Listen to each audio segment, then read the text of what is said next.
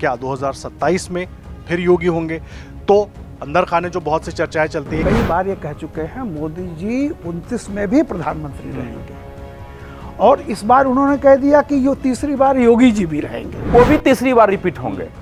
अगर उस समय की परिस्थिति में वो चुप रह जाते तो फिर प्रश्न उठता। जिस अयोध्या को लेकर के आपने सब कुछ किया वहां हारे, और उसके आसपास की 10 कॉन्स्टिट्यूंसियां और हारे। 2017 से 2025 में आज हम हैं, तो इस बीच में ऐसी कौन सी घटनाएं हुई हैं जिससे हम ये कह सके कि उन्होंने मुसलमानों के खिलाफ कदम उठाया? तभी याद आता है जहां हिंदू इन्वॉल्व होते हैं, वहां नहीं याद आता है। किसी भी हिंदू का किसी भी क्रिमिनल केस में नाम आया हो और आपने उसके घर पे सीधे बुलडोजर चलते देखा है क्या? नमस्कार, अमरुजाला.com पर आपका स्वागत है। आपके साथ मैं हूं आदर्श झा। आप देखिए, लोकसभा राज्यसभा में वक्फ बिल को लेकर जमकर चर्चा हुई, लेकिन उत्तर प्रदेश की सियासत भी इससे जोड़कर अगर देखें तो गरमाई हुई है। अलग अलग कारण है। एक तरफ तो जब अखिलेश यादव ने अपनी बात कही और जब गृहमंत्री अपनी बात कह रहे थे तो उनसे उन्होंने सीधा पूछा कि भाई मुख्यमंत्री, हमारे मुख्यमंत्री के लिए भी कुछ बोलिए, तो दो टूक उन्होंने कह दिया कि वो भी रिपीट होने वाले हैं। इसमें क्या मैसेज है? दूसरा, अभी बिल पास हुआ है और जितने एक्शन में उत्तर प्रदेश की सरकार नजर आ रही है, जो खबरें आ रही हैं कि तमाम डीएम को आदेश दे दिए गए हैं, भाई जितनी वक्फ से जुड़ी संपत्तियां हैं, जो दावे हैं, उनकी जांच की जाए, किनके कागज है, किनके नहीं है। और ये सब इसलिए क्योंकि 2027 में चुनाव होने हैं। और लोकसभा के बाद से ही देखें तो उत्तर प्रदेश में चाहे समाजवादी पार्टी हो, चाहे बीजेपी हो, चुनावी मोड में नजर आ रही है। और इस बीच मायावती ने भी इस पर अपनी टिप्पणी कर दी है। क्या सियासी समीकरण, क्या सियासी खिचड़ी पक रही है उत्तर प्रदेश में, वो समझना बहुत जरूरी है। और क्या 2027 में फिर योगी होंगे? क्या उनको फिर से साइड किया जा रहा है या उनको साइड करने की तैयारी है? अफवाहों में जो बातें होती हैं उसके आधार पर भी अपने तमाम वरिष्ठ पत्रकारों से हम समझने की कोशिश करेंगे। अवधेश कुमार जी हमारे साथ मौजूद हैं, वरिष्ठ पत्रकार कुर्बान अली जी, राकेश शुक्ला जी हमारे साथ मौजूद हैं, रामकृपाल सिंह जी हैं, पूर्णिमा त्रिपाठी जी हैं। आप सबका बहुत स्वागत है। अवधेश सर, आपसे शुरुआत करेंगे। लोकसभा में बोलते बोलते जिस तरीके से अखिलेश यादव ने निशाना साधा और अमित शाह ने बिल्कुल फटाक से जवाब दिया, मैसेजिंग, अब इसको लेकर बहुत सारी चर्चाएं शुरू हो जाती हैं कि वो तो रिपीट हो रहे हैं। और उत्तर प्रदेश में जितने एक्शन में योगी जी नजर आ रहे हैं या जो खबरें आ रही हैं कि भाई आदेश चले गए हैं, सबकी जांच शुरू कर दीजिए, ये सब क्या 27 की तैयारी और बहुत तेजी के साथ? ये भी है, लेकिन उसके अर्थ बहुत गंभीर और व्यापक भी है। अमित शाह जी को अगर आप देखते हैं तो जब वो गुजरात में थे तो मैं उतना जानता नहीं था, लेकिन उत्तर प्रदेश के चुनाव प्रभारी, भाजपा के अध्यक्ष, गृह मंत्री और एक सांसद के रूप में जो गरिमा स्थापित उन्होंने किया है, जो प्रतित्व बनाया है, जितनी तैयारी से आते हैं और जितने अपने को जानकार और ज्ञानी प्रमाणित किया है, वो अद्भुत है। हमने अनेक सांसदों का भाषण सुनने की हम लोगों की इच्छा होती थी। अब स्थिति यह है कि अमित शाह जी जब बोलते हैं तो एक दो बायस्ड लोगों को छोड़ दिए, पत्रकारों से लेकर सब ध्यान से सुनते हैं। दूसरा कि जो प्रश्न उठता है, आप देखिए कि पार्टी के स्तर पर तो जो जिस व्यक्ति को एक इतनी बड़ी जिम्मेवारी है, प्रधानमंत्री नरेंद्र मोदी के बाद दूसरे स्थान पर, उस उत्तरदायित्व का जितनी गरिमा से और जितनी प्रामाणिकता से और जितने मतलब जिसको बोलते हैं कि बुद्धिमता से और कुशलता से वो कर रहे हैं, उसका वो एक प्रमाण है छोटा सा। अब आप देखिए, अखिलेश जी ने बोलते वो टाल भी सकते थे प्रश्न को। उन्होंने पूछा, रे जोगी जी पर तो बोलिए, तो वो रुक गए बोलते हुए, फिर बोले अच्छा वो भी तीसरी बार रिपीट होंगे। अगर उस समय की परिस्थिति में वो चुप रह जाते तो फिर प्रश्न उठता कि भाई ये है, ये है। अगर वो कहते कि अरे भाई अभी उत्तर प्रदेश का चुनाव नहीं है, अभी जो जोगी जी हैं देख लेंगे, तब भी उस पर प्रश्न उठता। कुछ भी उत्तर देते इसके अलावा तो प्रश्न उठता। तो पार्टी के अंदर बाकी को अलग विषय होता है, कई नेता हैं आपस में असहमति, किसी विषय पर मतभेद होते हैं, लेकिन जहां पार्टी का एक सवाल आता है, जहां आइडियोलॉजी का सवाल है और जहां अपने कद और पद के गरिमा का प्रश्न है, उसके अनुरूप एक उत्तर से सबको चुप कर दिया आपने।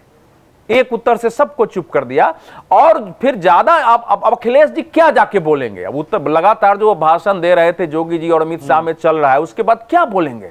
तो ये तो मैं समझता हूं कि ये विरोधियों को भी अमित शाह से बहुत कुछ सीखना चाहिए। आप देखिए, संसद में सबका सम्मान करते, उतना ही नहीं है, जब अखिलेश जी भाषण के लिए खड़े हुए तो वो तो वक्त पर बोल नहीं रहे थे। उन्होंने कहा बीजेपी अपना अध्यक्ष कहती है देश विश्व की सबसे बड़ी पार्टी अपना अध्यक्ष नहीं चुन पाई। अमित शाह जी खड़े हो गए, अखिलेश जी को कहा कि अखिलेश जी मैं उत्तर देता हूं, और चूंकि आपने हंसते हुए कहा, मैं भी हंसते हुए कहता हूं कि मुझे मालूम है कि आपके यहाँ 5 लोग एक ही परिवार से अध्यक्ष चुनना है, मैं कह देता हूं 25 साल तक आप ही अध्यक्ष रहोगे, लेकिन हमारी पार्टी को इतने करोड़ वोटर हैं, इतने करोड़ सदस्य हैं, सबके साथ करते हुए, सबका मतदान करके, सबका सहमति और विचार लेते हुए तब चुनाव करना पड़ता है हमारी पार्टी। तो ये भी एक प्रतित्वमतित्व है कि एकदम सडन मन गया कि भाई इनकी पार्टी में, बाकी पार्टियों में परिवार से आता है। तो ये जो उनका अद्भुत है, किसी का नाम लेना गरिमामय ढंग से, और किसी प्रश्न को संसद में की अनदेखी नहीं करना, चाहे उनके विरुद्ध ही कितने तीखे क्यों न प्रश्न हुए हो। तो ये एक उन्होंने स्थापित किया है, बता रहा है कि इस देश की पॉलिटिक्स में बहुत सारे नेताओं को दायित्व मिलता है, लेकिन वो दायित्व बोध उनको नहीं हो पाता है संपूर्ण जीवन। आप बड़े नेता हैं, आपकी पार्टी के साथ साथ देश का भी एक दायित्व है कि आपके बयान से कहीं अस्थिरता नहीं पैदा हो जाए, आपके साथ साथ आपके पूरी सरकार और उसका मैसेज कहां जाएगा। तो वो एक गरिमामय बयान था। और ये जो चल रहा है, देखिए राजनीति में मैं ये मानता हूं योगी आदित्यनाथ जी को मुख्यमंत्री बनाने वाले कौन थे? वो अमित शाह जी थे। जब योगी आदित्यनाथ जी का वहां लोकसभा उपचुनाव हुआ और भाजपा के हार गया, तो लोगों ने प्रश्न उठाया, अमित शाह जी ने ही आदित्यनाथ जी के पक्ष में बयान दिया कि वो बहुत लोकप्रिय नेता हैं, एक चुनाव हारने से किसी की लोकप्रियता नहीं जाती है। विधायकों ने भी जब विद्रोह किया था पिछले बार, तो उस समय भी उनकी रक्षा हुई है। योगी आदित्यनाथ जी की पार्टी को आवश्यकता है, पार्टी कभी निर्णय करेगी। वैसे थोड़े किसी को, इतने बड़े नेता को अगर कभी ये भी स्थिति भी बनी कि भाई उनको अगर दूसरा स्थानापन्न करना है, कोई अस्थायी तो पद पर रहता नहीं है, तो कहां करना है, कैसे करना है, वो आपस में सहमति से किया जाएगा, वो बाकी पार्टियों की तरह नहीं है। लेकिन ये जो है, ये जो उनका एक वक्तव्य है, इसके बाद विपक्ष क्या करेगा उत्तर प्रदेश में योगी आदित्यनाथ जी को लेकर, अब क्या बोलेगा? ये बड़ी बात है कुर्बान सर, क्योंकि योगी आदित्यनाथ को लेकर बात होती रहती है। अमित शाह ने जिस तरीके से रिएक्शन दिया, बहुत सारी चर्चाएं और भी चलती रहती है। मैं इसमें वही जोड़ रहा हूँ, एक वक्त अभी बिल पास हुआ है, उसके बाद जितनी तेजी है, जिस तरीके की बयानबाजी है, जिस तरह की खबरें हम देख रहे हैं, दोनों को मैं जोड़ रहा हूँ। अखिलेश यादव जो करना चाह रहे थे, शायद अभी के लिए उल्टा पड़ गया। 2027 में टाइम है, अभी बहुत कुछ करने के लिए वक्त है उनके पास, लेकिन नैरेटिव की लड़ाई अभी से शुरू है और लोकसभा चुनाव के नतीजों के बाद से ही शुरू है। आदर्श, आपने बिल्कुल सही कहा जब आप इसका इंट्रोडक्शन दे रहे थे कि योगी जी बहुत जल्दी में है। अभी तो राष्ट्रपति के हस्ताक्षर होने, उसके बाद ही कानून बनेगा। 2-4 दिन की बात है। इतना भी सब्र नहीं हुआ कि उससे पहले ही डीएम को आदेश दे दिया गया जल्दी करो, जल्दी निकालो। अच्छा, 2024 में भी कुछ लोग ये सोच रहे थे कि योगी जी भी उम्मीदवार हो सकते हैं, और खैर मैं उसमें नहीं जाता, तो ये तो उनका अपना अंदरूनी मामला है कि वो जिस तरह से करेंगे। लेकिन हाँ, किस तरह की राजनीति उत्तर प्रदेश में हो रही है। देखिए, अभी ईद की नमाज का मामला आया तो खबरें आई कि साहब मेरठ के एसपी ने कह दिया कि पासपोर्ट कैंसिल कर दिया जाएगा। दूसरा बयान आया कि साहब वोटिंग राइट ख़त्म कर दिया जाएगा, उनका बस चले तो नागरिकता भी ख़त्म कर दें। और कांवड़ यात्रियों पर हेलीकॉप्टर से डीजीपी फूल बरसाएंगे। ये इस देश की सेक्युलर सरकार है। उस सेक्युलर सरकार को यह हक हासिल है कि 8 दिन तक या 1 महीने तक नेशनल हाईवे बंद रहे तो कुछ कोई हर्ज नहीं है। लेकिन एक भी मुसलमान अगर सड़क पर नमाज पढ़ता हुआ देख लिया गया, उसको जेल में डाल दिया जाएगा, उसके साथ साथ उसका घर बुलडोज कर दिया जाएगा, सारी चीज़ें कर दी जाएंगी। तो ये कौन सी पॉलिटिक्स है? क्या ये ब्लेटेंट कम्युनल एजेंडा नहीं है? मेजोरिटेरियन कम्युनल एजेंडा नहीं है? क्या इसे आप कोई दूसरा नाम दे सकते हैं कि आप जो है उत्तर प्रदेश के नागरिकों को नागरिक भी ना समझे, वोटर भी ना समझे? इसलिए आपका एक एजेंडा साफ है कि आपको मालूम है उत्तर प्रदेश में लोकसभा चुनावों में आपकी क्या हालत हुई है। जिस अयोध्या को लेकर के आपने सब कुछ किया, वहां हारे, और उसके आसपास की 10 कॉन्स्टिट्यूंसियां और हारे।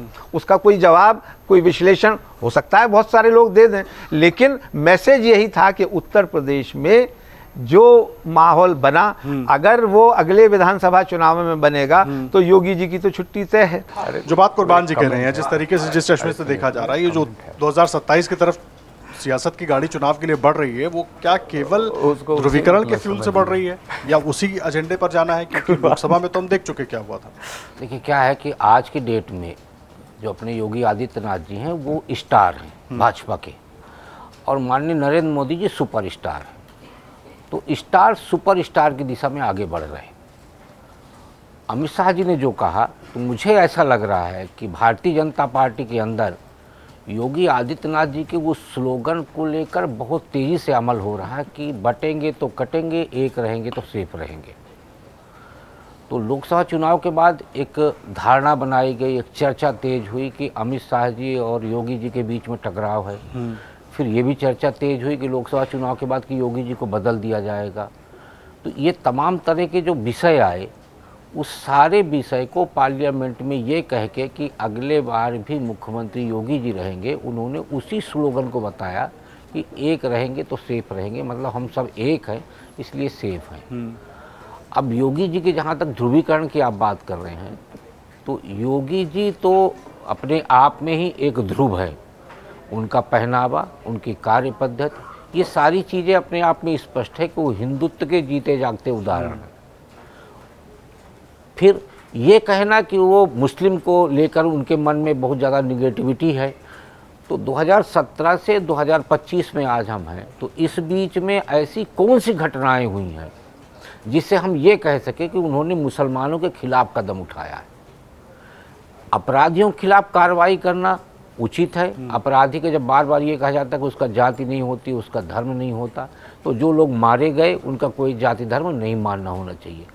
फिर उनकी तरफ से ये कहा गया कि भाई आप लोग अपने अपने दुकान पे नेम प्लेट लगाइए, तो ये कानून है। यदि उस कानून के तहत ये किया जा रहा है, क्या कानून को अमल में लाया जा रहा है, तो वो किसी तरह से किसी समाज को दबाने या पीड़ित करने के रूप में हमें नहीं देखा जाना चाहिए। तो आज की डेट में उत्तर प्रदेश की जनता योगी आदित्यनाथ को पसंद करती है। इसका ताज़ा उदाहरण है उपचुनाव, और उस उपचुनाव में मुस्लिम बहुल विधानसभा सीट पे भारतीय जनता पार्टी को जिता के योगी आदित्यनाथ ने स्पष्ट कर दिया है कि 27 का जो विधानसभा चुनाव है उसका टेलर है उपचुनाव। और इसी बात को लेके अखिलेश जी परेशान हैं कि हम भारतीय जनता पार्टी की काट लेके क्या आए, इसलिए वो सदन के अंदर और सड़क दोनों जगहों पर सिर्फ उत्तर प्रदेश को फोकस करके बात करते हैं। ठीक है पूर्णिमा जी, उत्तर प्रदेश की बात हम लोग कर रहे हैं, बड़ा अहम हो जाएगा क्योंकि देखिए चुनाव अभी दूर है, लेकिन माहौल जिस तरह से और बयानबाजियाँ जिस तरीके से हो रही हैं, दोनों वही सवाल है मेरा, इतनी जल्दबाजी क्यों? और जो अभी जिक्र किया राकेश सर ने कि भाई दुकानों पर नाम लगाने के आदेश हुआ, तो ये तो कभी भी हो सकता था और ये सबके लिए होगा ना, सारी दुकानों के लिए होगा। कांवड़ यात्रा के दौरान ही क्यों आपको याद आता है, या कांवड़ यात्रा के दौरान ही प्रशासन को क्यों याद आता है? उसके पहले भी कांवड़ यात्राएं होती रही हैं और सालों से होती रही हैं, तो हमने तो इस तरीके की चीजें ही देखी, लेकिन सवाल तभी उठेंगे। नहीं, आप सबको लगवा देते हैं, नहीं आदर्श जी, जहाँ योगी जी का सवाल आता है तो हम तो सब मान के बैठे हुए हैं कि योगी जी जो करते हैं सब कानून के दायरे में आता है। चाहे वो एक हथकड़ी में अतीक अहमद और उसके भाई की एक साथ गोली मार के हत्या हो जाए, वो भी कानून के दायरे में ही आता है, उसका तो हक है। योगी जी तो जो कहते हैं वही सही होता है और वही कानूनी सही है। संभल का जो एसपी जिस तरह का बयान देता है, या जब संभल मेरठ में एक आदेश निकल जाता है कि पासपोर्ट जब्त हो जाएगा अगर आप रोड पर नमाज पढ़ेंगे, भाई ये कौन सा कानून है? लेकिन नहीं जी, योगी जी ने बोल दिया है तो वो तो देश का कानून हो गया। तो योगी जी वही एक पुरानी जो कहावत है कि न खाता न बही, जो योगी जी बोले वही सही। और अब चूंकि जो योगी जी बोल रहे हैं वही सही हो रहा है, जो आप कह रहे हैं कि जो हो रहा है वो कानून के दायरे में ही हो रहा है, तो आप आदर्श जी ये बताइए, 1 महीने नेशनल हाईवे कांवड़ यात्रा के नाम पे बंद रहे, ये कौन सा कानून कहता है? आप नेशनल हाईवे बंद कर देते हैं, पूरी तरह से बंद कर देते हैं, उससे क्या किसी को परेशानी नहीं होती है? आप एक फरमान जारी कर देते हैं कि आप कहीं पे खुले में नमाज नहीं पढ़ सकते हैं। भाई अलविदा की नमाज हम सबको पता है, हम सब ऐसे देश में रहते हैं जहाँ की हम एक दूसरे के धर्म का बहुत सम्मान हमेशा से करते आए हैं। अलविदा की नमाज, कहीं मस्जिदें छोटी होती हैं, कहीं घरों में लोगों की जगह नहीं होती है, तो लोग सब एक साथ मिलके खुले में किसी भी जगह पे पढ़ते हैं। 15 मिनट के लिए आप जब लोग इकट्ठा हो रहे हैं नमाज पढ़ने के लिए, उससे आपको परेशानी है। 1 महीने के लिए आप नेशनल हाईवे का सारा ट्रैफिक डाइवर्ट कर दें, एक्सचेकर के पैसे से आप हेलीकॉप्टर उड़ा के पुष्प वर्षा कर दें कांवड़ियों पे, ये सारा तो बहुत सही है, ये तो बहुत कानून के दायरे में आता है। तो ये जो दोहरा मापदंड इस सरकार का चल रहा है और वही एक टेम्पलेट बनता जा रहा है पूरे देश के लिए, ये चिंता की बात है। ये टेम्पलेट एक अघोषित जो हिंदू राष्ट्र भारत कैसा होगा उसका टेम्पलेट हम यूपी में देख रहे हैं। और अगर योगी जी उस चेयर तक पहुंचे जहां कि आज मोदी जी हैं, तो वही टेम्पलेट थोड़ा मैग्नीफाई हो जाएगा, लार्जर स्केल पे, नेशनल स्केल पे इम्प्लीमेंट हो जाएगा। बात कहने को तो हर चीज़ कानून के दायरे में होती है, लेकिन वो कानून जब मुस्लिम्स इन्वॉल्व होते हैं तभी याद आता है, जहाँ हिंदू इन्वॉल्व होते हैं वहाँ नहीं याद आता है। किसी भी हिंदू का किसी भी क्रिमिनल केस में नाम आया हो और आपने उसके घर पे सीधे बुलडोज़र चलते देखा है क्या? आप बता दीजिए। लेकिन किसी भी मुस्लिम का रिमोटली भी किसी केस में नाम आ जाता है तो सीधे बुलडोज़र पहुँच जाता है, और उसमें भी कानून आ जाता है कि नहीं, सिविक अथॉरिटी ने 24 घंटा पहले नोटिस दिया है। सुप्रीम कोर्ट तक ने इसको आत्मा को झकझोर देने वाला किस्सा बताया, जो कि वो तस्वीर सबके सामने आई है कि एक बच्ची अपना स्कूल बस्ता लेके कैसे जो आग लगी झोपड़ी से भाग रही है, जब बुलडोजर चलने लगे तो एक झोपड़ी में आग लग गई। तो कानून तो आप एक तरफा हर जगह लागू कर रहे हैं, और उसके बाद आप सबसे ये उम्मीद रखते हैं कि आपकी ही वाहवाही करें, आपके किसी भी काम पे कोई क्वेश्चन ना उठाए। तो ये तो फिर टेम्पलेट जो यूपी में हम देख रहे हैं, अघोषित हिंदू राष्ट्र, कल को देश वही होगा अगर योगी जी वहां पहुंच जाएंगे। और मुझे लग रहा है कि जो जल्दी में योगी जी हैं अपने आप को हिंदू हृदय सम्राट बना के काबिज करने के लिए, बीजेपी को और आरएसएस को लगता है कि ये एजेंडा जो उनका मुस्लिम बैशिंग, हिंदू तुष्टीकरण का एजेंडा है, वो बिल्कुल अचूक फार्मूला उनके हाथ में लग गया है, और इसी फार्मूले से वो बिल्कुल एक दिन हम हिंदू राष्ट्र बन जाएंगे और उसके बाद उनको कहीं से कोई चैलेंज नहीं मिलेगा। इसीलिए योगी जी उतनी तेजी से उस एजेंडे पे काम कर रहे हैं कि कल को देश हिंदू राष्ट्र बन ही जाएगा, जो आरएसएस का एक बहुत बड़ा सपना है। बेशक आरएसएस उसमें बीच बीच में कुछ दूसरी तरह की बातें बोलता रहता है, लेकिन कोर एजेंडा इनका यही है। और इसीलिए योगी जी हम देख रहे हैं कि कानून अभी इम्प्लीमेंटेशन में भी नहीं आया है, उन्होंने धड़ाधड़ आदेश जारी कर दिए हैं सारी वक्फ संपत्ति को चिन्हित करने के लिए, कौन सी कब्जा अवैध है, कौन सा लीगल है, उसको पता करने के लिए। तो ये तो आगे की सारी लड़ाई है, 27 ही नहीं, ये तो 29 तक की लड़ाई है। ये बड़ी बात कह रही हैं रामकृपाल सर। पहले भी हम इस पर चर्चा कर चुके हैं, मस्जिदों को ढका गया, नमाजियों को रोका गया, कावड़ियों को लेकर अलग सियासत है या उस पर अलग आरोप प्रत्यारोप होते हैं। उत्तर प्रदेश में अब तो रामनवमी भी है, 6 तारीख को, यानी कि रविवार को रामनवमी होगी। देखिए भाई, रामनवमी पर किस तरीके से क्या क्या होता राम देखते रहे। देखिए, न मैं सिपाही हूँ, न थानेदार हूँ, न जज हूँ, रिटायर्ड पत्रकार हूँ। अगर इतना सारा गलत हो रहा है तो उसके लिए तो पूरी एक मशीनरी बनी हुई है, थाने से लेकर के एफआईआर करा दीजिए। ट्रायल कोर्ट है, हाई कोर्ट है, सुप्रीम कोर्ट है।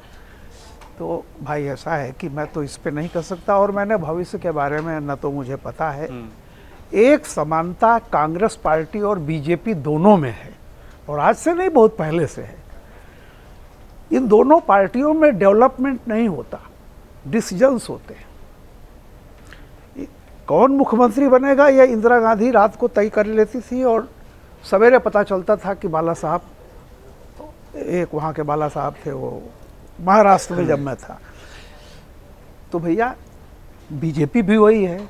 जब 2014 से बताइए जितने मुख्यमंत्री बने हैं, कहाँ पत्रकारिता में कितने से किसने बताया था?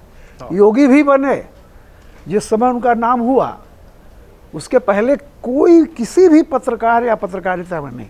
तो मेरा ये कहना है, रही बात जो अभी तक अमित शाह या बोल रहे हैं, अमित शाह योगी पर बोलने से पहले याद होगा आपको, कई बार ये कह चुके हैं मोदी जी 29 में भी प्रधानमंत्री रहेंगे, और इस बार उन्होंने कह दिया कि ये तीसरी बार योगी जी भी रहेंगे। तो एक तो बात जो उन्होंने कहा हम ये मान के चलते हैं, सीनियर आदमी है, माना जाता है कि उनके बिना नहीं होता। 2027 और 2029 तक क्या परिस्थितियां होती हैं आपको पता है। अभी कि सेंसस होना है, उसके बाद डिलिमिटेशन होना है, 850 सीटें हो जाएंगी, पार्लियामेंट पूरी तरह बदलने वाली है। उस समय कौन सी परिस्थिति है?